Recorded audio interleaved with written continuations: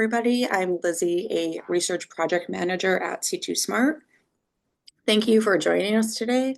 Our webinar is AI Agent 101 and Vibe Coding Demo, and it will be recorded and then uploaded to our YouTube channel for future reference.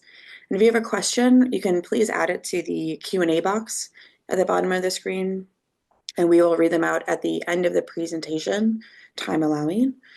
Today's talk introduces the core concepts behind modern AI agents, from LLMs and memory to tool integration, reusable agent skills, and autonomous workflows. You will gain a clear understanding of how prompting, function calling, and multi-agent coordination work in practice.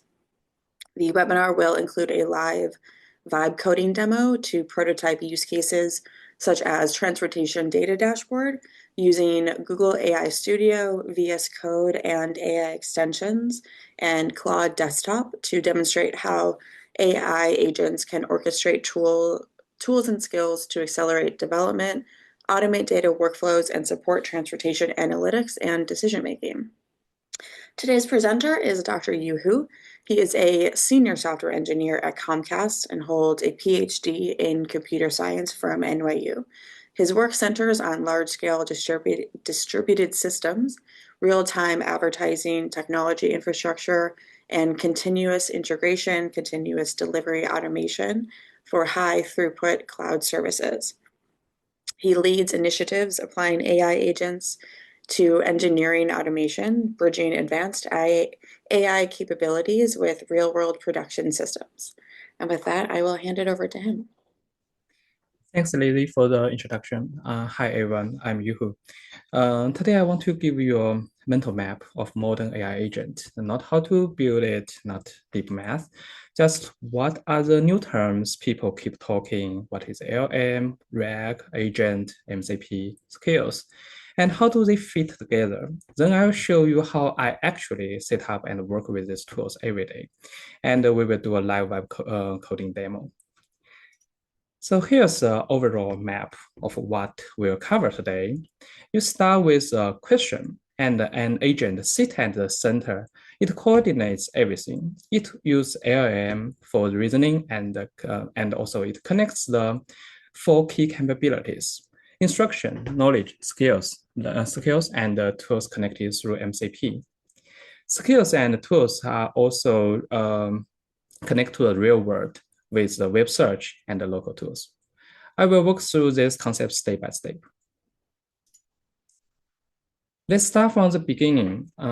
Everything starts with large language model. I'm pretty sure everyone has tried tools like ChatGPT or Gemini or Cloud. They all have LLM behind. Technically, an LLM is just predicting the next word. That's it. It doesn't think, it doesn't remember, it doesn't understand the way we do. Well, so what's the prediction? If I sing jingle bells, jingle bells, jingle, you all know the next word is way. You predict it based on the pattern. But if I sing jingle bell, jingle bell, jingle, all the best things she said, it's possible, but it doesn't make sense. An LLM does the same thing at massive scale, trained on trillions of words, but fundamentally, it's still predicting the next word, the way, not the best. So let's see what really happens when we ask a question to an LLM. So for example, here is a question: what is an intelligent transportation system? When you ask this question, the model breaks it into the tokens. Now we see this is roughly word size pieces, but actually a token could be multiple words, or a word could be split into the multiple tokens. And in addition, what the token we see here is not actually the LLM sees. LLM only sees numbers. Each token has its own unique numeric ID. This is also why previous versions of LLMs are terrible at spelling and math. So for example, how many letters are in the word strawberry? The LLM gets confused because it sees the token as numbers, not individual letters. So actually, strawberry in previous LLM has 3 tokens. STR is 1 token, AW is second one, and Berry is the third one. So that's why they are not good with spelling and math in the previous version. Now let's see these tokens follow through the transformer layers. The transformer is the architecture behind every modern LLM. It's a stack of the identical layers. Each layer has 4 stages. Self-attention. Every token inside the input will check other tokens in the input to try to understand the context. So if we check the attention map here, we can find the transportation actually is attention on the system. And of course, every token will do the attention on itself. Next is end-to-end normalization, which is a stabilization layers and to stabilize the signal. So numbers don't explode. Feed forward is where the models learned knowledge lives. So we do the pre-training, post-training, and everything is here. All those facts and the pattern observed from the training data are encoded here. And another stabilization. We only show 6 layers here. In the real world, GPT-4 actually has about 120 layers, and each layer refines the understanding further. And here is a key insight. An LLM only does one thing, predicts the next token. That it doesn't matter how long, there's how many tokens in the input. It's only do one thing, then predict the token and find which one has the highest probability. So in our case, the word "and" actually has the highest probability, 90%. So it pick it and generate the output. So that's it, one word. That's all a forward pass gives you. So you may have the question, why when we use ChatGPT, we can get a full sentence response? And why can ChatGPT memorize what I said like 10 minutes ago in multi-turn conversation? So here is a trick. ChatGPT appends the predict token back to the input. So now our input becomes what is intelligent transportation system question and then they just put the whole input through the transformer layer again, all 6 layers all over again. This is called autoregressive loop. Every new predict tokens will be appended to the input, and the input requires full pass through the entire model. So if we generate 20 tokens, it actually added the predict tokens 20 times back to the input and keep running. So that's the why the LLM is expensive and slow to use. It's also the same technique for ChatGPT. LLM doesn't remember the conversation. Every time you send a new message, ChatGPT takes your entire conversation history, attach your new message, and send everything to the model again. So that's why when you have very long conversation, ChatGPT will forget your previous chat. The context window has size limitation. So now, this is important. The old ChatGPT can answer questions, but it cannot check today's weather for you. Can't search Google can't run code. And if you ask what's the news, it will say, I only have the data from before the 2022. So it's actually just a chatbot. But nowadays, ChatGPT is not only a chatbot, it's an agent. You can ask the weather, ask the FIFA schedule, and it will search it and using tools to figure out what you want. So here's a big shift happening in how people work with AI. So on your left side is yesterday's ChatGPT. You ask a question, the AI generates text. You get a text answer. That's it. It can answer, but it can't act. If you want to know your today's weather, you have to check it by yourself. Anything that requires a tool, ChatGPT couldn't help, like a calculator or something else. On the right is today's agents. Agent is a wrapper program around the LLM.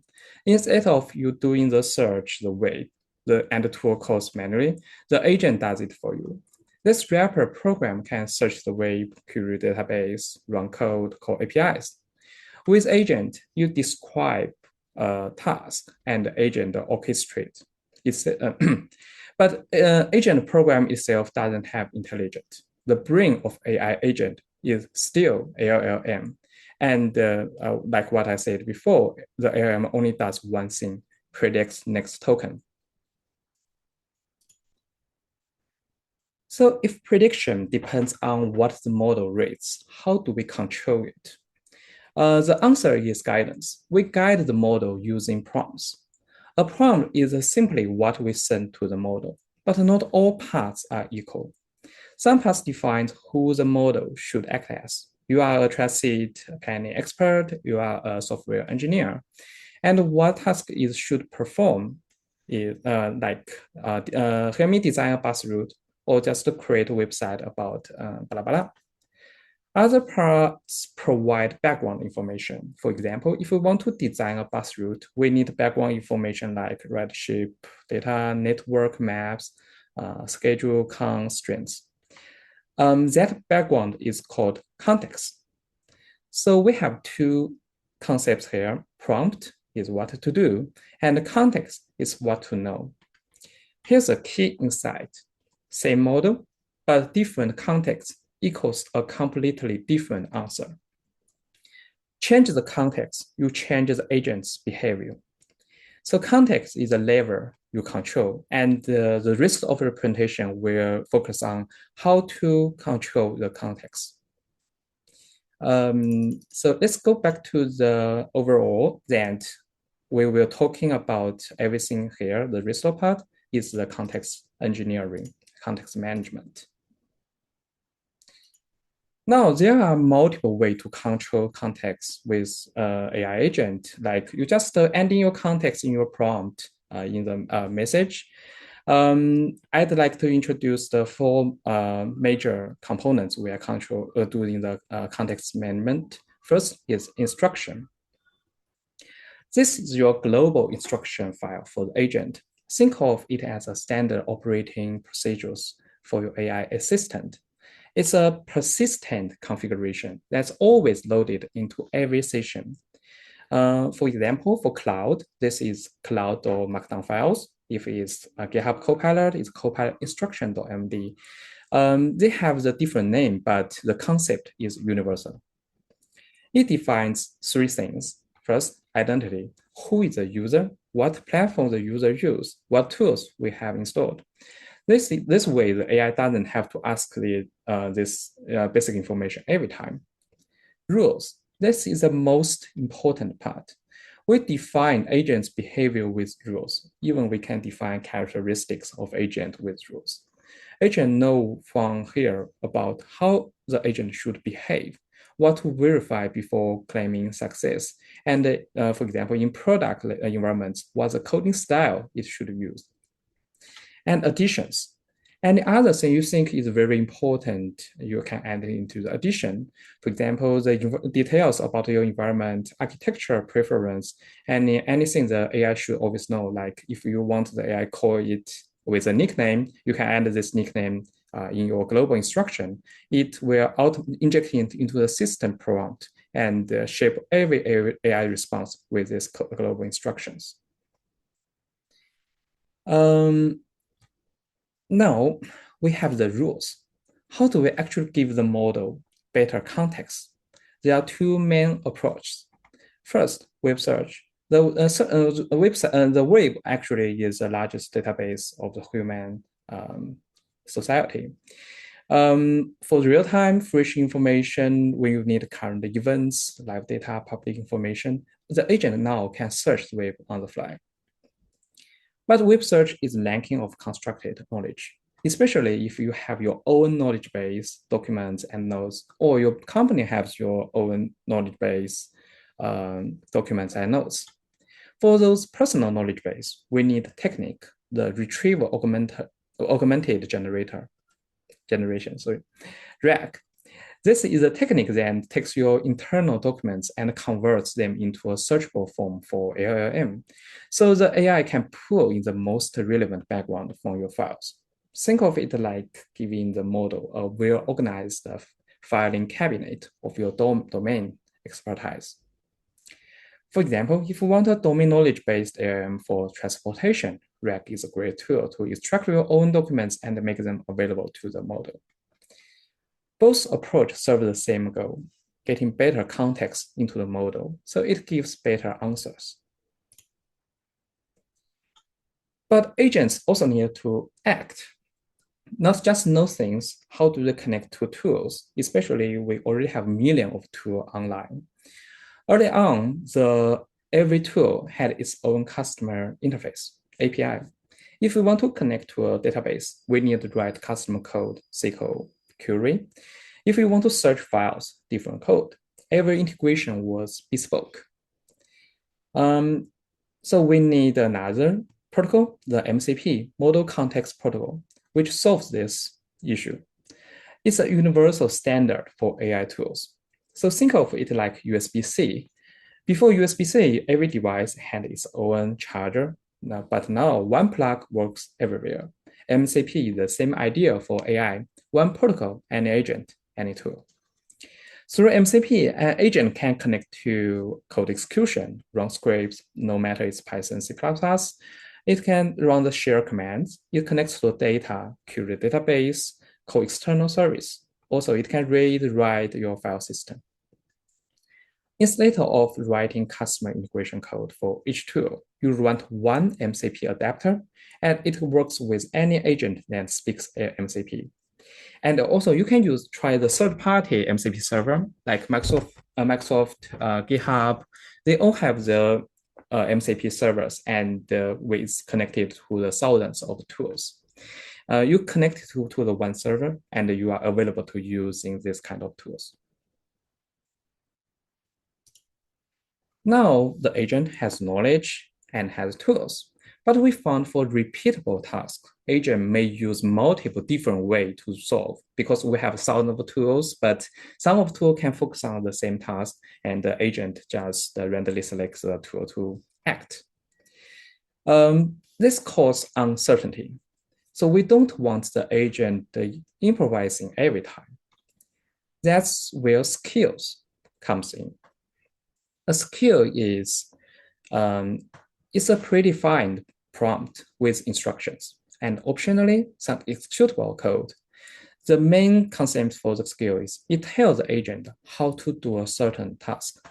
So the skill is working as a runbook or playbook.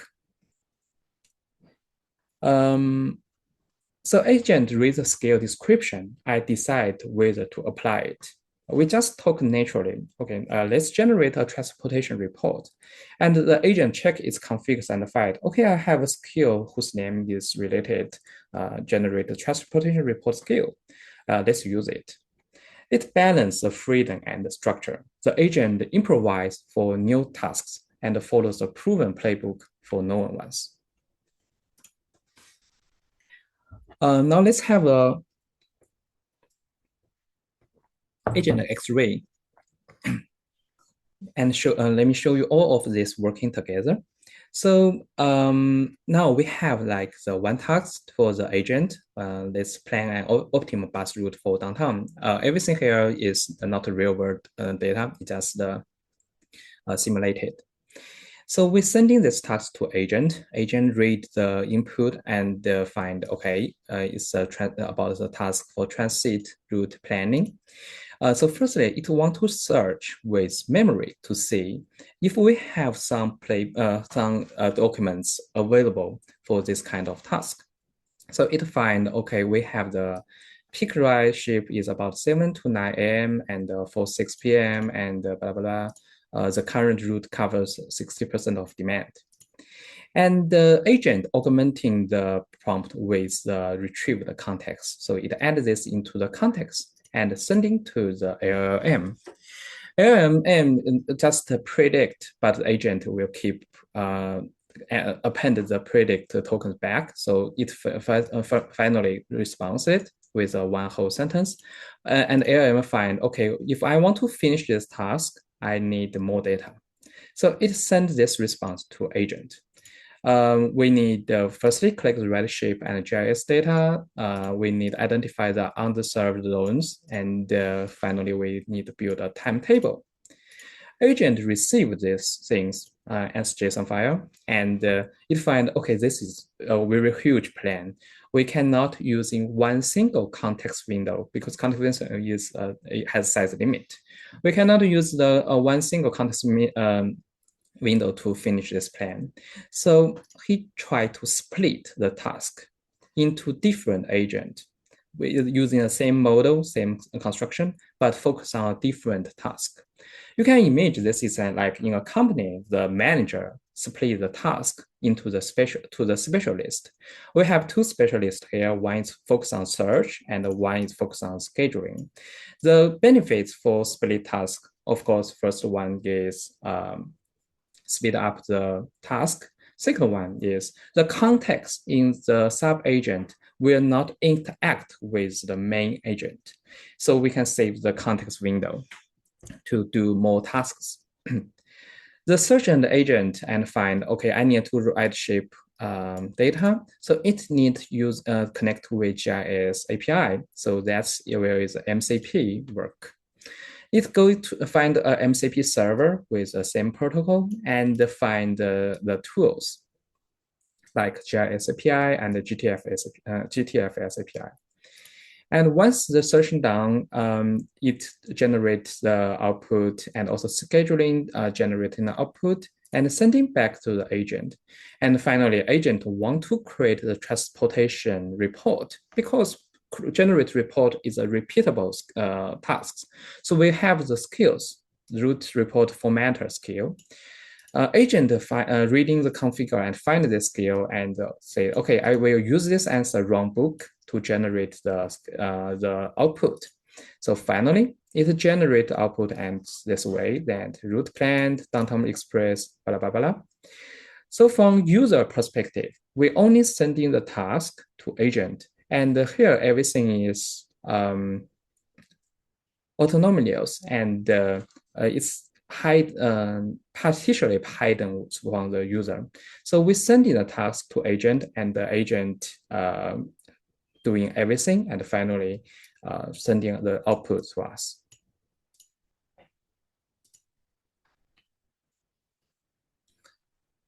So everything we just talk about is context engineering. To make AI to make the AI coding working better, so you need to set up these things. But I encourage you start with plain web coding. You don't need to download any well-equipped instruction MCP or skills. I encourage you to try the web coding just using nothing with these things. And if you found, okay, I think I need this rule for the agent, you set up your instruction. And then you find there's a lot of things is repeatable tasks. You set up the skills. And when we need the tools, we connect with a third-party MCP or just create our own MCPs. So just remember the instruction equal to rules. This always active because it's injected into a system prompt. Every response, every AI session initialized, it will read the instructions, always loaded. React equal to the knowledge. It's also injected into the memories. Memory is not auto-loaded, it's loaded on demand. So you need to ask the agent to load your knowledge base. MCP equal to tool calls. Tool is also on demand loaded, and the skills equal to automation is loaded on demand. And finally is your user input. And this whole thing share the same context window and can be considered as a one single prompt. And the context window has size limitation. In general, it's from 200K to 1 million tokens.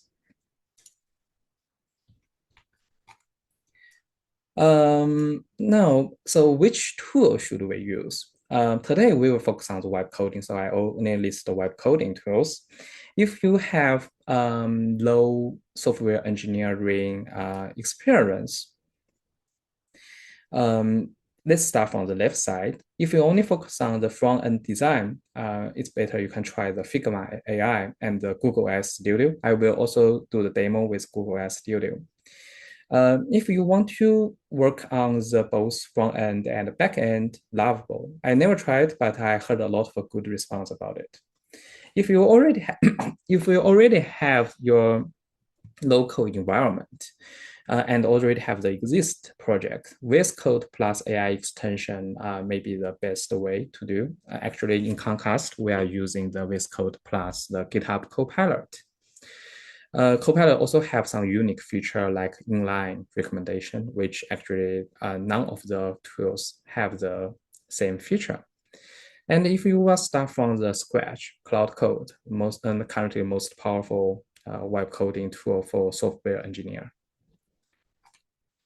So now let me show you what this actually looks like. We will do a live web coding. The basic idea of web coding is just using a few prompts to build a minimal viable product. I will show how I use just one prompt to build a traffic dashboard in 10 minutes. By the way, this is a website. It's not the general slides. Actually, also generated via web coding. I use Google Work AI Studio to create the front end design and using cloud to refine it.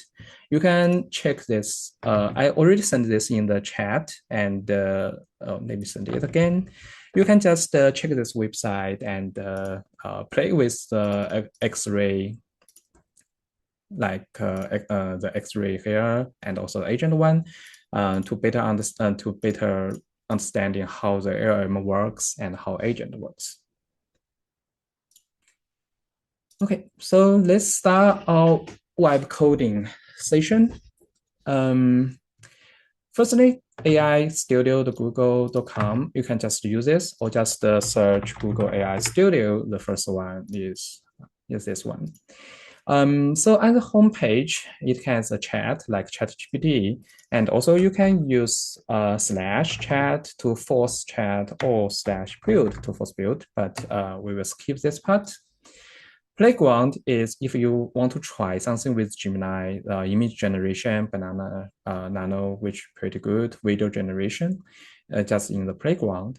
Build, we will focus on the build today, and we will back to the start page. Let's go further, go to the gallery firstly.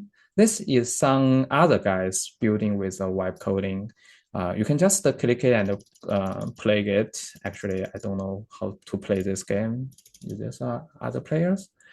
Your apps is what you already built. I actually already built a demo, but let's start from scratch. FAQ, if you have any question about Google AI Studio, you can try to search the answer here, also documentation. So let's back to the homepage for the build. You can try Google AI Studio with just the Google account. It's free. Here is the most important button, the advanced settings. You can select the LLM, the AI, the brain. So here we have like 3 options. Let's use the best one, the 3.1 Pro. System instruction, remember what we talk about. Instruction is a global rules. So you can write in your instruction here if you want the Google AI Studio how to behave with the web coding, just writing down. But this time, you also can upload the instruction file because like me, I have the global instruction in my cloud and I can just upload that one to here. It's the same concept. But this time, let's using the plain one. Framework is the front end technique stack. If you don't understand this, just use the default React, which also is the best. Free request. You are currently using free tier request. This is what I also recommend at Google AI Studio. It's free for 100 premium prompts every day. The premium request means the message you sent into the Google Studio. So 100 is a really large number. I actually can spend maybe 10 to 20 premium requests per day. But here is a disadvantage and very important. With free tier, your input and output will be using for training Google's model. I will repeat that. Your input and output will be using for training Google AI Studio. So that means don't leak your personal information, don't leak your credential to Google AI Studio. Okay, so we keep using the free request, and now we just check others. If you want to speech text, use this button, ending files. And if you're out of ideas to web coding, you can just click I'm feeling lucky. It will randomly select some ideas and you can try with Google AI Studio. You can find out what you are interested in. So this time I already have the prompt.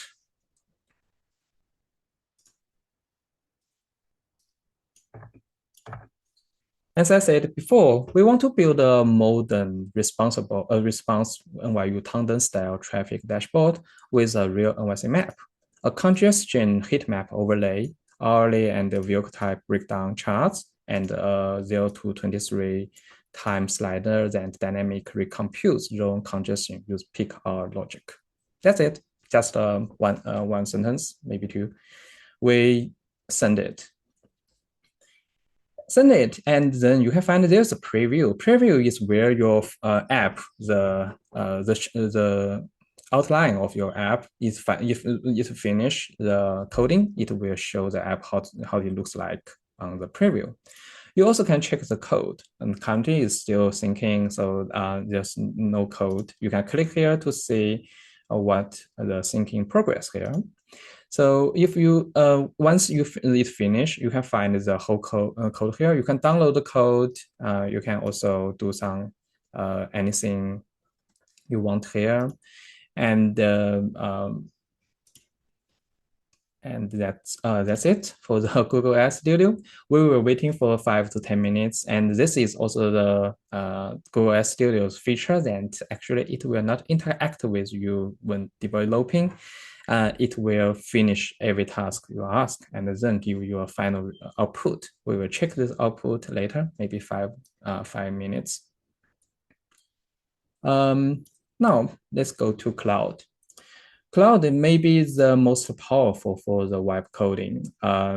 It's have the most powerful model Opus 4.6, but also you can use GitHub Copilot to connect the Opus 4.6.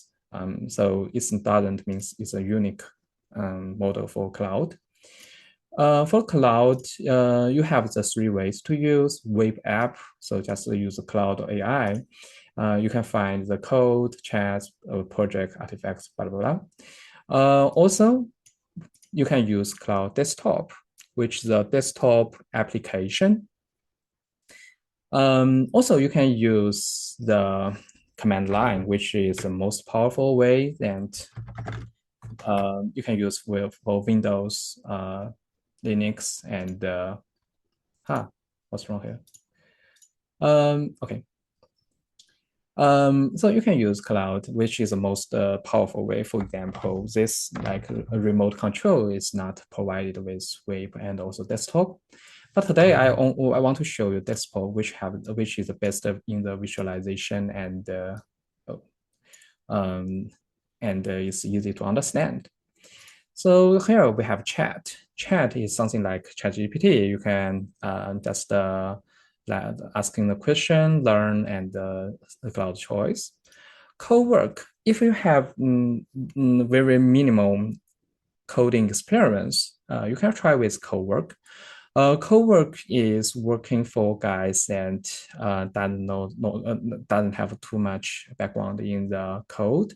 It can reorganize your files, connect to the remotely database, search online, and also help you to organize your email, something like this. We will focus on the code. So firstly, you want to start a new project with a new folder. This is also I recommend never put the folders in your root. Just give the minimum privilege. For example, I have cloud project, so I have many try things here. So let's create a folder that we say traffic demo. We have this new folder created, so we just make this as a workspace for the cloud.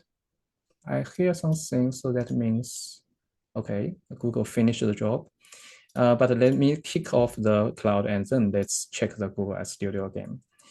And here is what the model we want cloud to act. So I encourage you to use the plan mode first, especially if this is a very large project.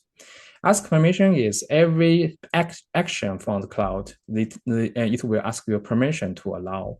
Auto accept edits. Yes, if you're writing the codes, you want to auto accept edits here. Bypass permission. In default, you will not have this option. I just enable it to speed up our demo. I will never recommend everyone use bypass permission, except you know what you are doing and what the agent will do. It's pretty dangerous and it can delete your files. If you heard anything about open cloud, that's why people, that is really risky. And also I will never recommend open cloud for anyone who don't have the background in the software engineer. So let's using plan mode. The plan mode is it will do a plan, make a plan before kick off the implementation. So you can tune the plan and you can have the discussion with agent and how this project should be looks like. And here is a model selection. I will use the most powerful one. So I will firstly introduce how to use skill. You can use slash the skill name to forcefully using a skill, or you can just say, let's make a plan. This is also where kick off the skills. But when you familiar about everything here, you can just forcefully use skill. This one is mostly my favorite skill that is from superpowers. It's official skill. You must use before any create work, creating features, building components, and the functionality, blah, blah, blah. So let's using this skill and we put the same prompt here. Let me check the time. We are little out of the time, so I put the second requirement. Also, I will add this one to the Google Studio. We just put this one and click it.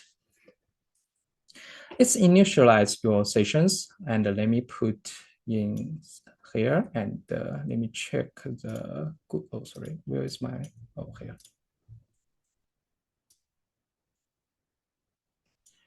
Okay, so let's check the Google Ads Studio back, and then I will continue working on the instructions, skills, and MCP for with. Can I move the? Sorry. The room block my web.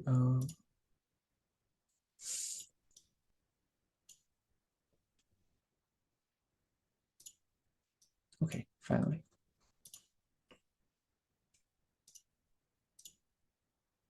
Oops, I accident.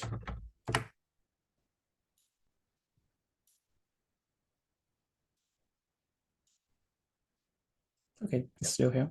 So let's check what Google makes it. It looks pretty good.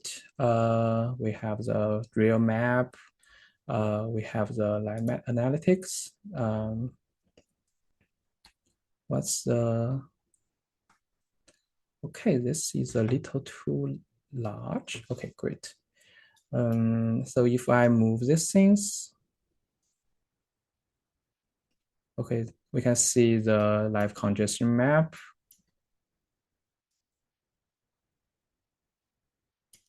Let's play the automation. It's working. Cool. Let's just start from 8 a.m. 6 a.m.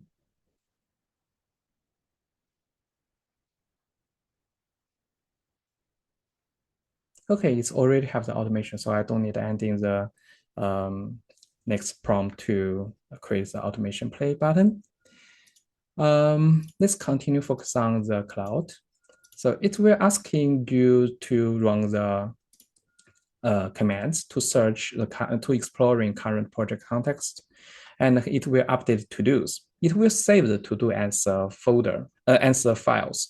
So if you missing this session or there's some network interruption, you still can come back with this kind of the files. We still have currently it's running. Let me introduce something that's very important. First thing is instruction. I have a very encrypted instruction, and in general, if you are using the Windows computer, the instruction is under the user, and here is the .cloud. You can find the instruction here is cloud.md. If this is you are using the Mac, it's something like cloud.markdown. It's something like under your home folder with the .cloud. So this do the same thing like for the. So let's check this global instruction. You can find here is my user profile, where is my GitHub, what I'm using Windows 11 Pro, the PowerShell, Python, using Python out of Python 3, where is my projects. Here is my environment nodes, because currently I'm running a lot of GPU projects, so I put my GPU information here. And also I have the detailed GPU writing in this markdown file. When the auto-loaded the system prompts, agent will not read this file. But it knows this file that if the agent need more information about my GPU, they will try to read this file. It's called as a progressive disclosure. Behavior. This is the most important. We define rules for the agent. So for example, we have after multiple step work, summarize what changed, what was verified, and any impacts. I don't want it automatically runs out of the multi-step, but I actually don't know what it's doing. This here is keeps the project level cloud MD in sync with code change, update readme.md. So in my project, every project has its own repo level cloud MD. Is also instruction.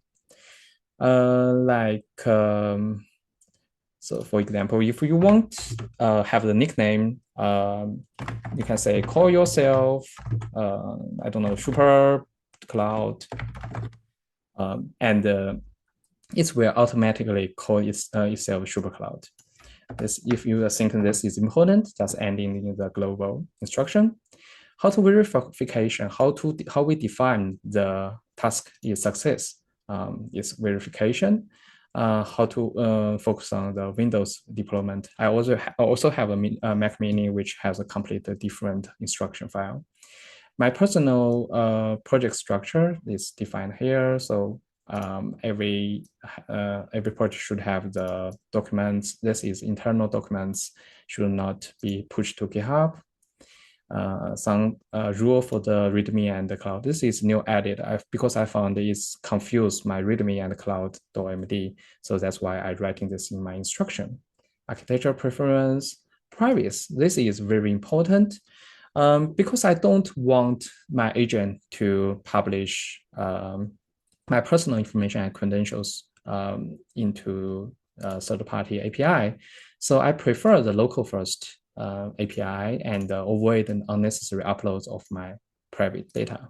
And this is to define the sub-agent behavior.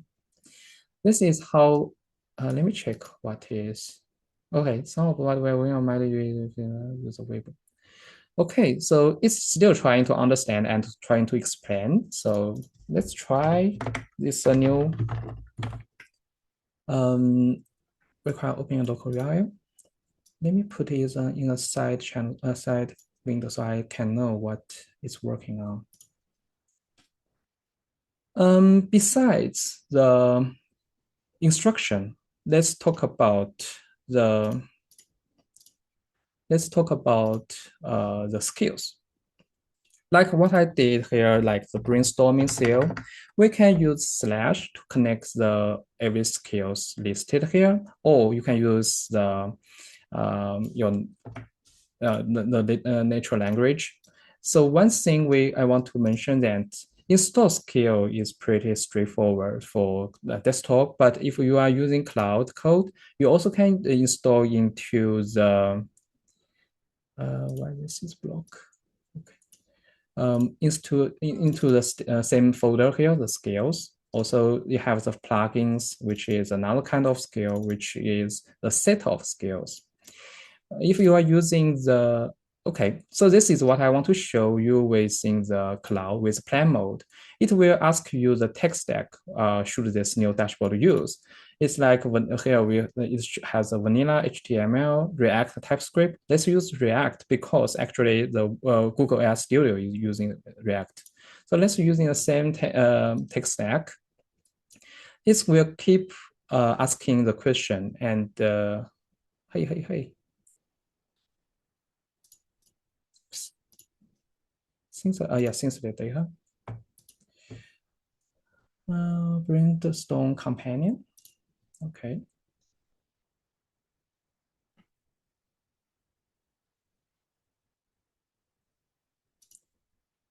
That it will show me something. So for the skills, you can just create a customize. Here is the skills. You can add in your skills, also create skill with cloud, drag skill structure, upload a skill. Or you can search skills with skill store sh. There's a lot of skills publicly, but it's third-party skills. So just try find the skills that have the is popular, which is much safer. And also you can ask cloud to check if this skill is safer to use. So for example, here is a plugin. Plugin is a set of skill. What my favorite is a superpower.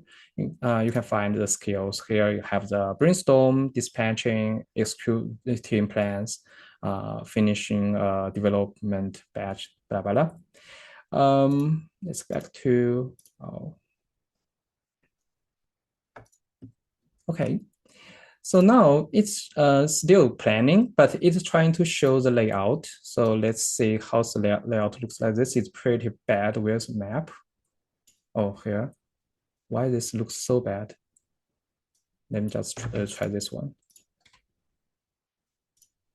Really bad. And I don't want to fix this, but let's just try this.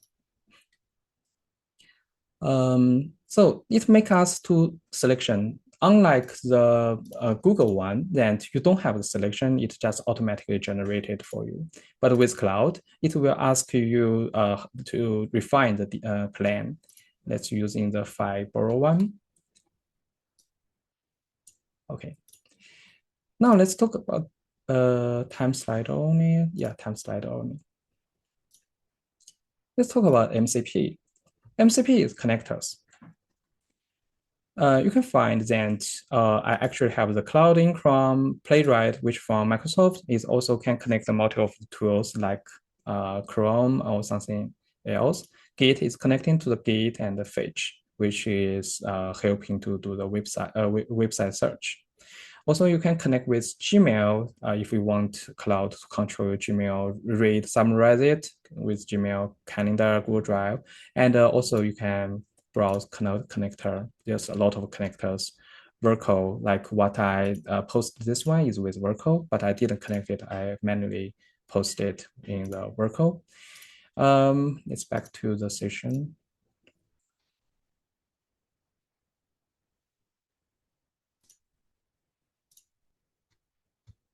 Okay, it's interrupted, but it still can work. And I have complete sure let me propose approach. Since the code teacher design are already proven, use The key design curations, what to improve the new. That is because I already designed this demo previously because I don't want it failed. And it's trying to read the memory. I also have a skill that memory writing. So it will summarize every time I using session. I have the session with cloud. Summarize what I act, what should be improved, and for the new sessions with a similar project, it will continue reading the memory and figure out what could be improved. But it will spend some time. Let me see. Now let me show you something about VS Code because Cloud is we just waiting it finish about the design and the You, implement. since we only have 10 minutes left, do you want to, I don't know if you want to show VS Code or if you want to jump into the Q&A while waiting for Cloud, or I know you also have a version that already created using Cloud before, if you want to just jump to see how that looks like. Sure. Yeah, let me just reading this one. Looks good.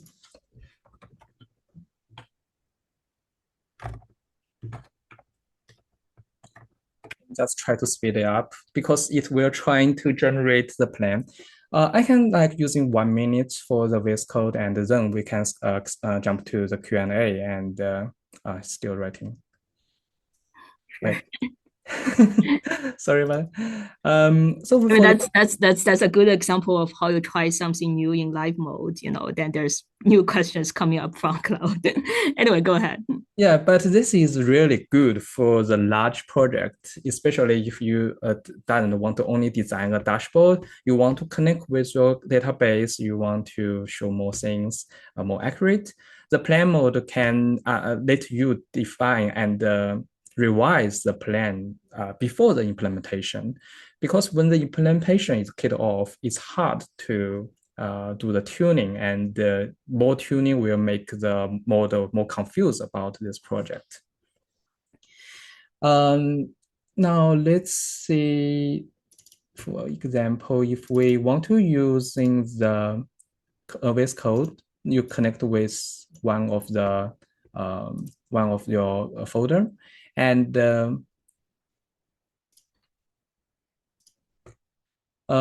you can just install the extensions like GitHub Copilot with in the extensions I already installed here. And also you can install the cloud or something else. GitHub Copilot actually the most amazing things is the inline recommendation. So it will trying to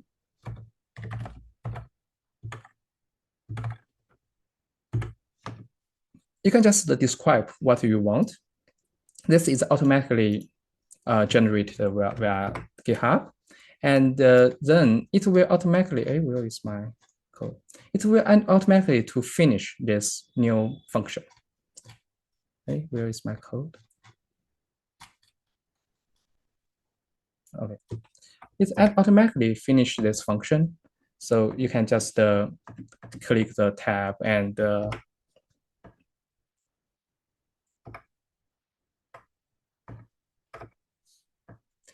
so it will automatically finish the function, and finally it find, okay, we have this kind of function to reading to matching this task. Yeah, that's it.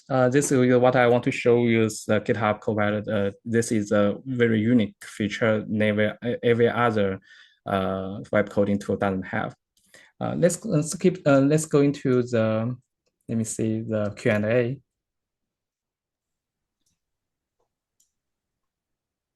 Where can I check the Q&A?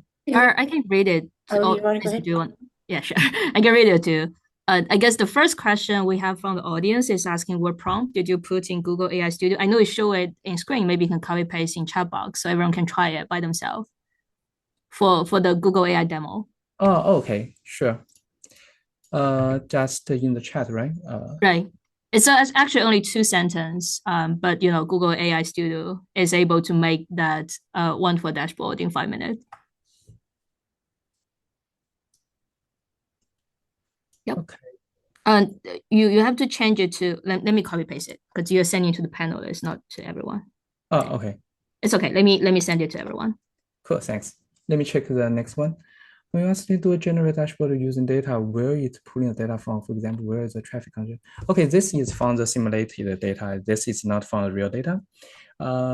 This is very you can try just wait, where is my Google one? It looks my Google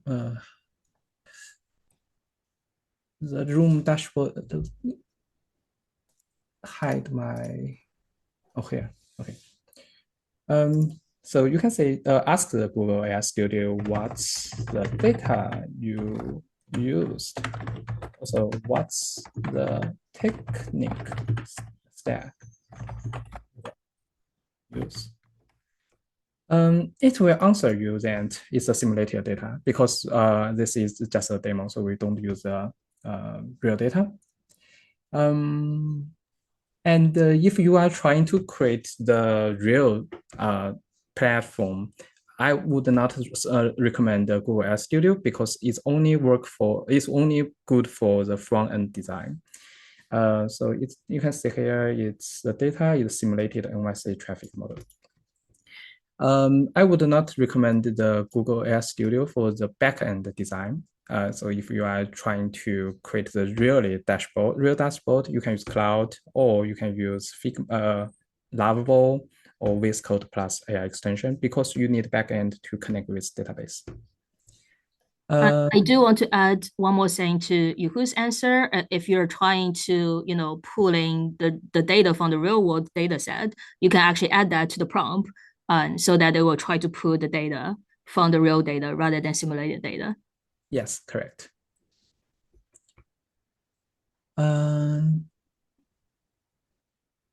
Would like to ask you, how do you really validate your results? As an engineer, how do you try to use your own domain knowledge AI agent building? That's a very good question.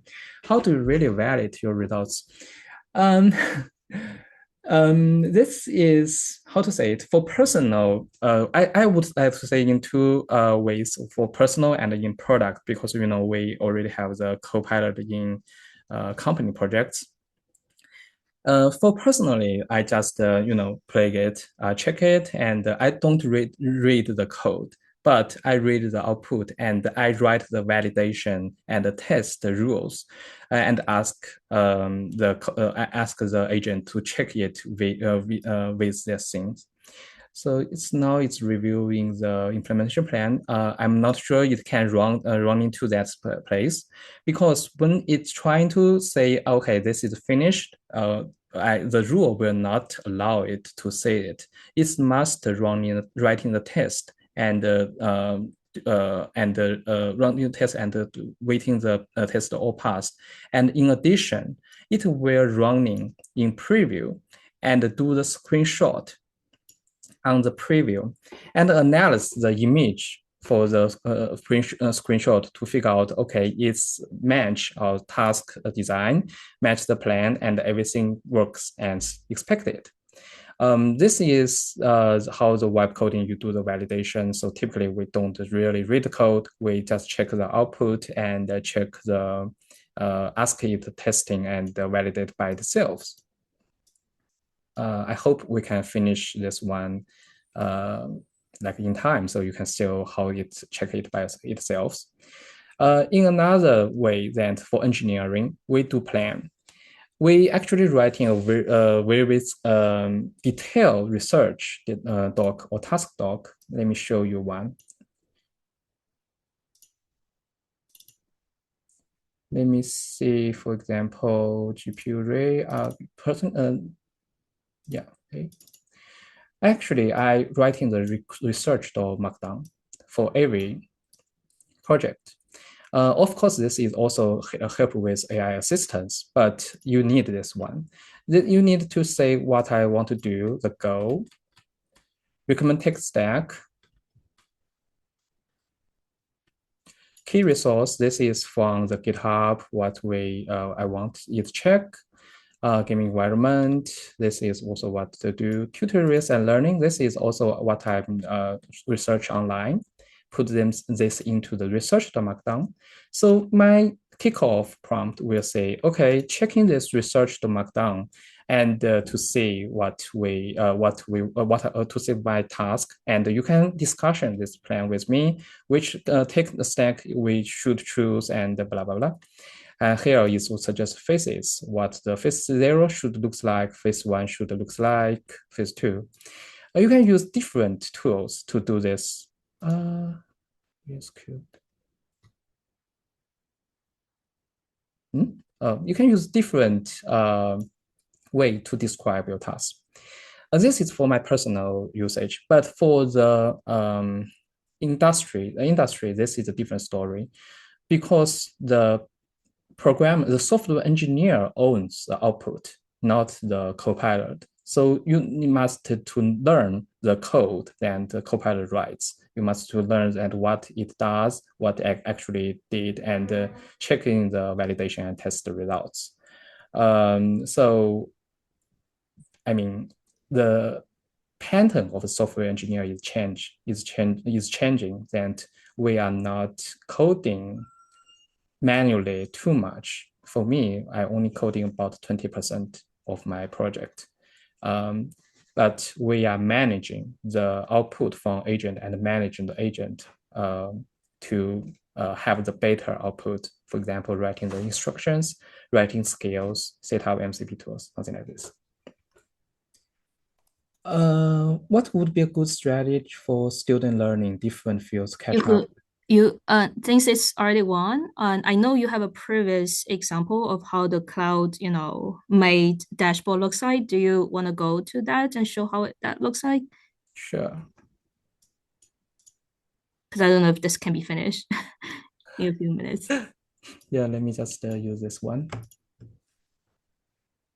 Okay, so, oh, I really.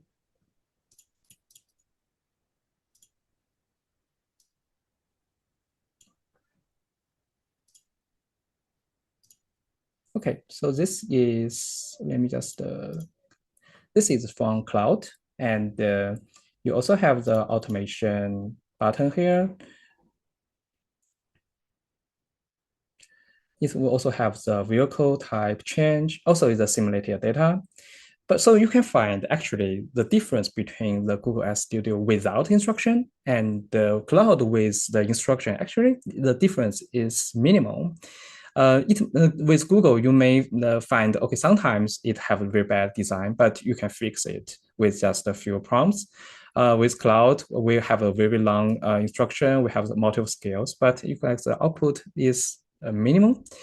That is because instructions, MCP, and skills are very important for the large project. But for MVP, the minimal viable project, you can just using it without it. So I encourage everyone to try Google Ads Studio today.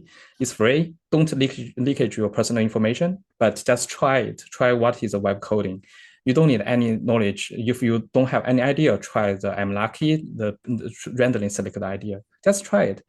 You don't really need to understand everything, instruction skills, MCP, because they are all trying to fix the drawback of current LLM model, but it's improving rapidly.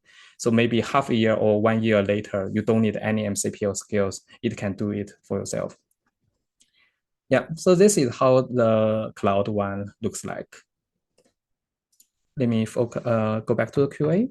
Yeah, I can read it for you because since we're out of time, I okay. guess we're gonna pick one or more question from the list. And for the rest of the questions, thank you for sending all these amazing questions. And you can leave your email address maybe in the chat box, and if you have more questions, we can follow up on that. But I do want to read this because I think there's a confusion from a previous question.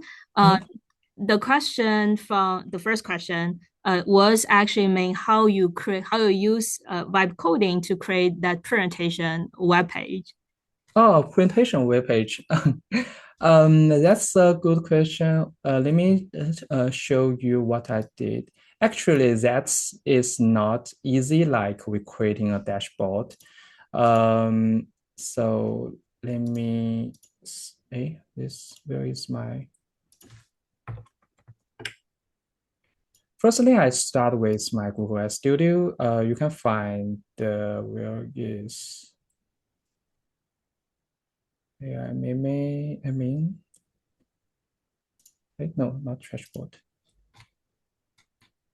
Where is Is it the AI mimic generator or? no AI concept slide deck. Okay, this one.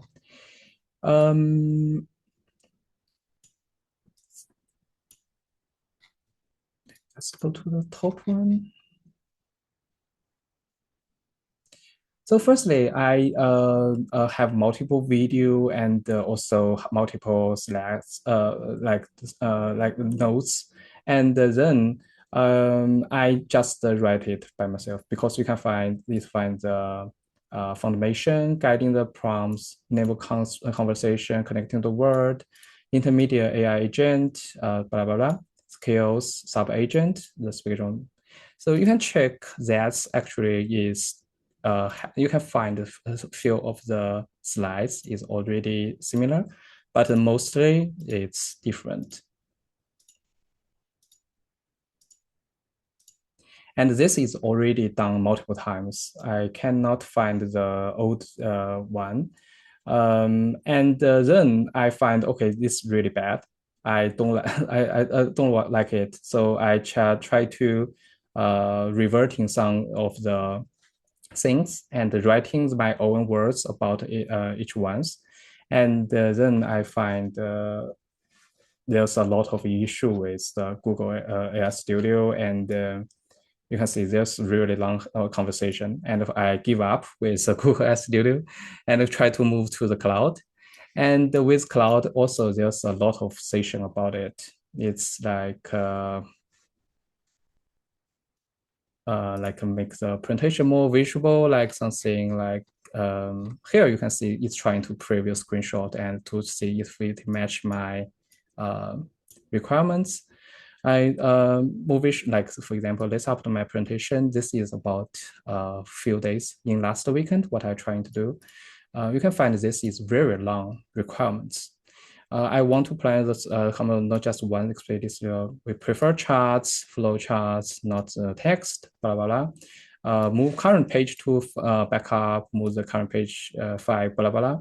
And real-time context do something like this.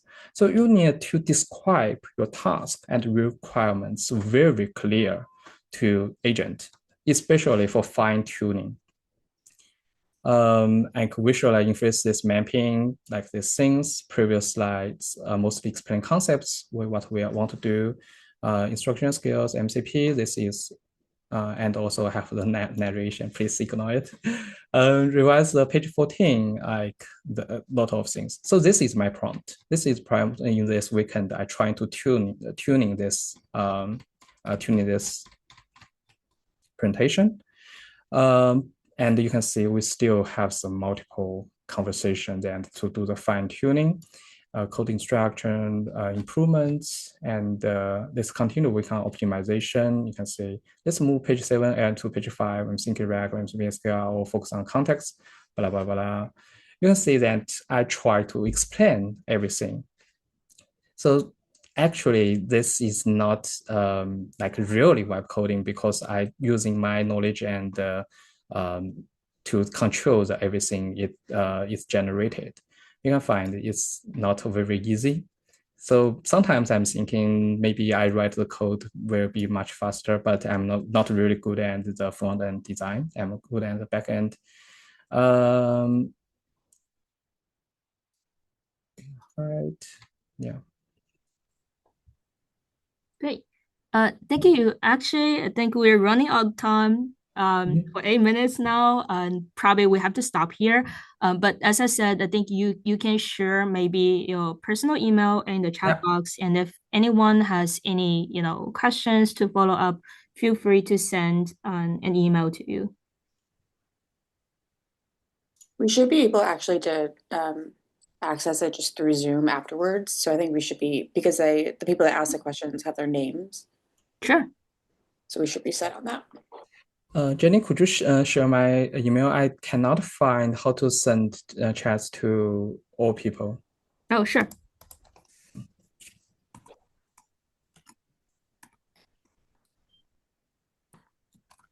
All right, well, she's doing that. Thank you, everybody, for joining, and to Yuhu for your lovely presentation.